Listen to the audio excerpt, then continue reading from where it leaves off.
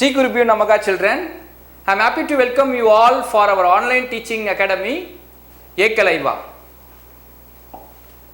For the class 9 subject biology, unit 18 organization of tissues. Before going to see the lesson, first we will see the introduction about the tissues.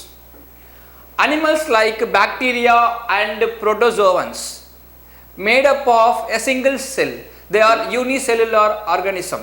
It is made up of only one cell, right? It is a microorganisms.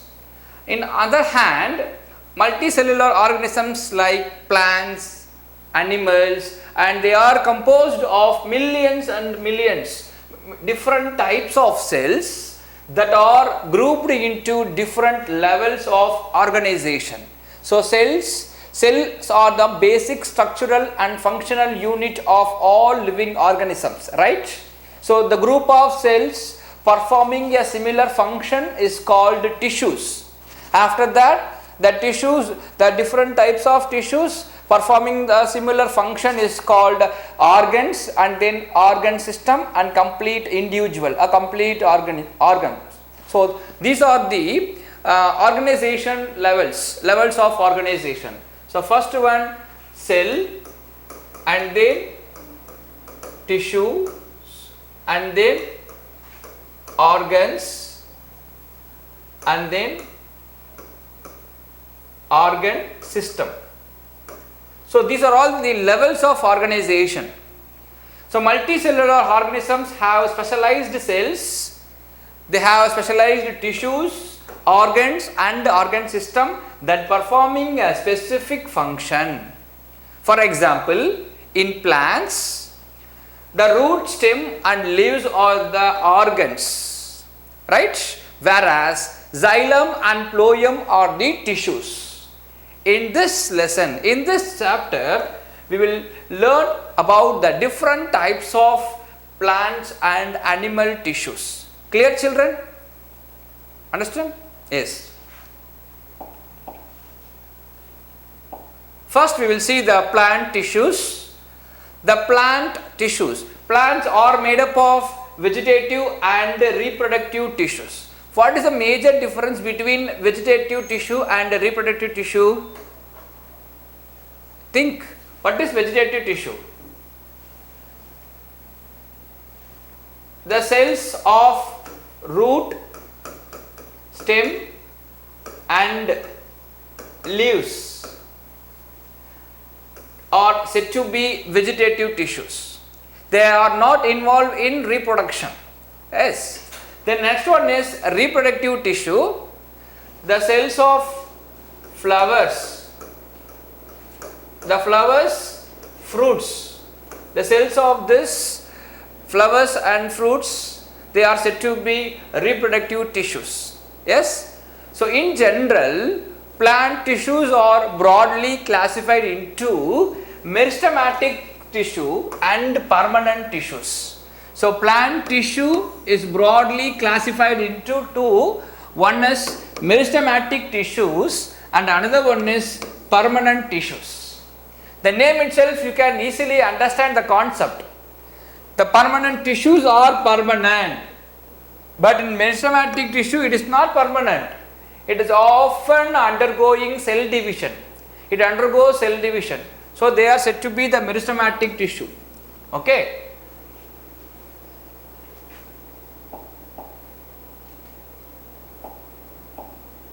First one, meristematic tissue. The term or the word meristem means, it is derived from Greek word. It means division or divisible, having cell division activity. So meristem is nothing but they have cell division activity. So it undergoes cell division. Okay.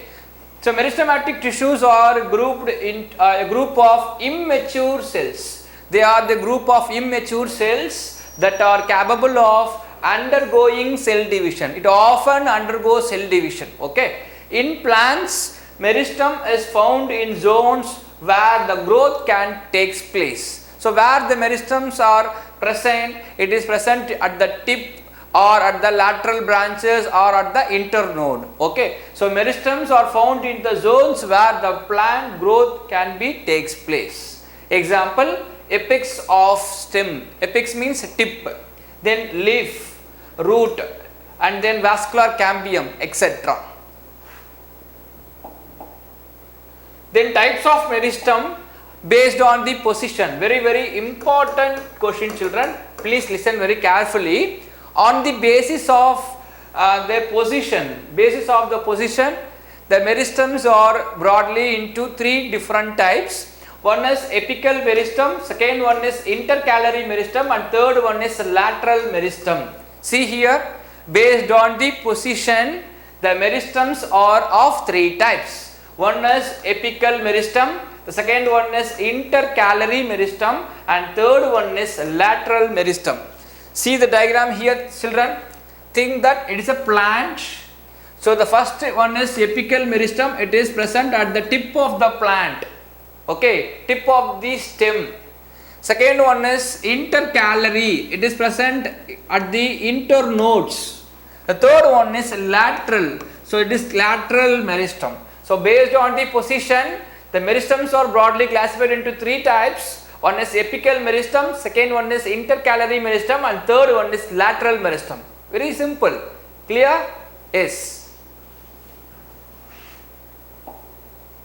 See the picture. It is very important question. Now, apical meristem. These are found at the apex. Apex is nothing but tip or growing points of root or shoot. Root is nothing but the parts of the plant which inside below the ground, that is root. Above the ground is shoot, especially the stem. At the growing tip of the root and the growing tip of the stem, there will be a meristem that is called apical meristem. It brings about increase in length. Okay. Second one is intercalary.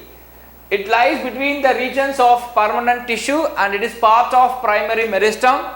It is found either at the base of the leaf. So it is present at the base of the leaf or at the base of the internode. This is the base of the internode. Then third one is lateral meristem.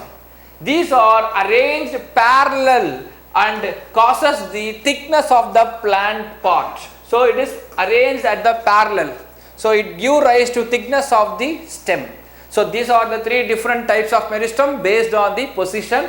It is a very important question. Clear?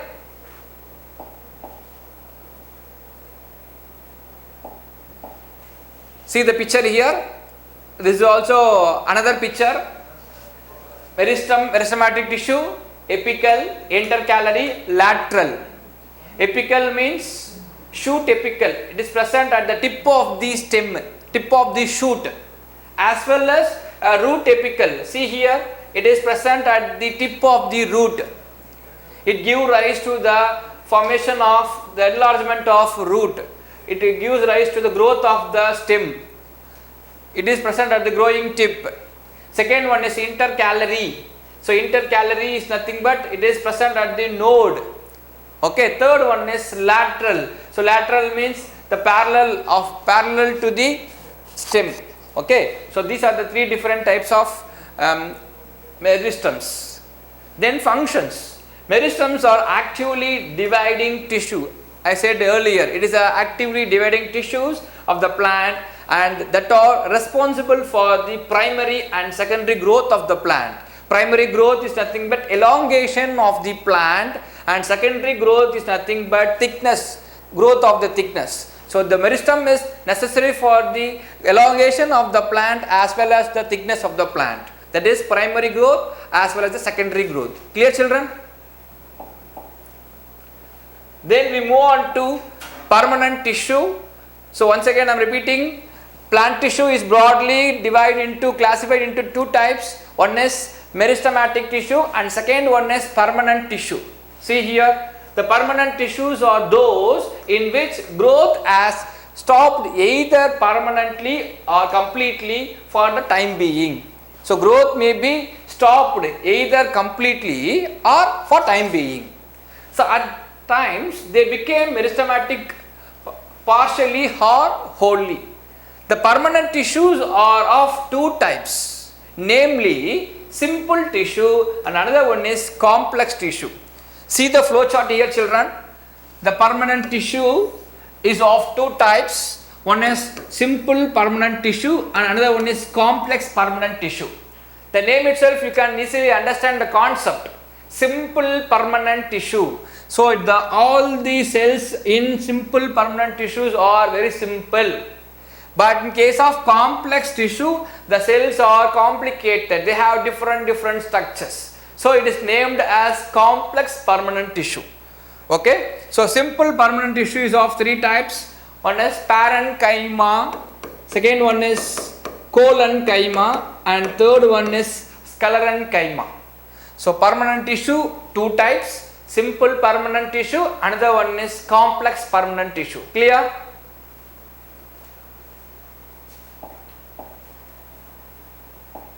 Simple tissues. Simple tissues are homogeneous. What is the meaning of homogeneous? All the cells are this same homogeneous tissues composed of structurally and functionally similar cells. They are similar, same cells. Example, parenchyma, collenchyma and sclerenchyma. Children, listen very carefully. Parenchyma, collenchyma. The third one is sclerenchyma. We already saw the flow chart of permanent tissue. Simple permanent and another one is complex permanent. So in that simple permanent, example parenchyma, collenchyma and sclerenchyma. Clear children? So what is parenchyma? Parenchyma are simple permanent tissues and they are the living cells. It is made up of, it is composed of only the living cells. Clear? The parenchyma cells are thin walled. So all the cells of parenchyma cells are very thin and oval, round or polygonal in shape and with well developed spaces among them. There will be a gap between the two adjacent cells. Okay. In aquatic plants means the plant which grow only in the water.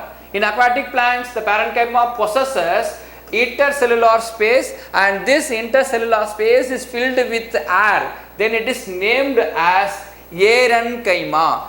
Air filled parenchyma are called aerenchyma. See here, there will be a space in between these two cells. The space is filled with air molecules. So in aquatic plants, the parenchyma possesses intercellular air space and it is named as aerenchyma.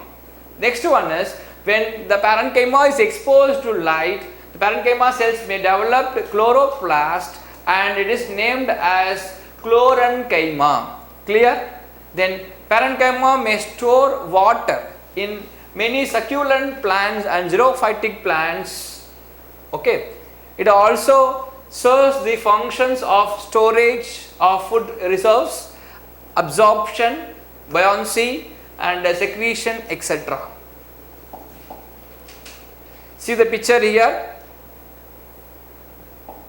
Simple permanent tissue, parenchyma. The cells are round, oval or polygonal in shape. There will be a gap, the space between two adjacent cells. Here see the aerenchyma. It is seen only in the aquatic plants. That means water plants. The space is filled with air molecules. Air filled parenchyma are called aerenchyma. It is one more question.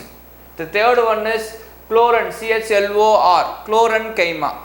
When the parenchyma is exposed on the sunlight, it forms the chlorenchyma, CHLORE. Okay, chlorenchyma. See the picture here, children. Thank you, children. We will see you in the next class.